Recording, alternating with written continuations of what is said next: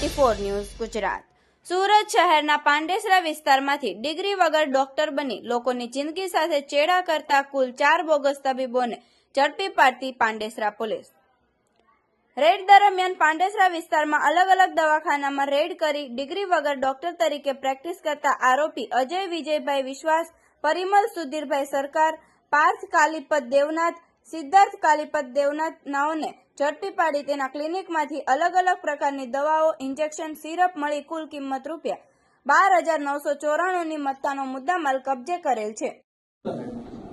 પાંડેસર police station વિસ્તારમાં bogus ડોક્ટરો વિરુદ્ધ જે કાર્યવાહી ચાલુ છે એના ही ભાગરૂપે 4 ડોક્ટરો વિરુદ્ધ જો બોગસ ડોક્ટર છે જો વગર ડિગ્રી વગર પ્રેક્ટિસ કરતા હતા એના વિરુદ્ધમાં ફરીથી આરોગ્ય વિભાગ સાથે મળીને કાર્યવાહી કરવામાં આવે છે। એ 4 ડોક્ટર છે અજય વિજયભાઈ વિશ્વાસ, ઓ બાબા સાહેબ આંબેડકર ક્લિનિક નાગસેનગરમાં ચલાવે છે, પરિમલ સુધીરભાઈ સરકાર ઓ મા ક્લિનિક કરીને નાગસેનગરમાં ચલાવે છે, પાર્થ કાલીપત દેવનાથ ઓ પ્રિન્સ ક્લિનિક કરીને બુડિયા પાંડેસરામાં ચલાવે છે, સિદ્ધાર્થ કાલીપત દેવનાથ ઓ SK દેવનાથ ક્લિનિક ઓ મિલન પોઈન્ટ પાંડેસરા પર ચલાવે છે।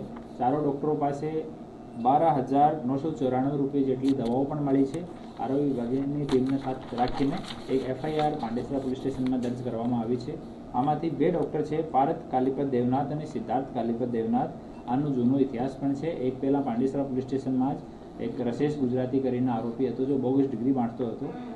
રસેશ પાસેથી ડિગ્રી લઈને બંને પ્રેક્ટિસ કરતા હતા।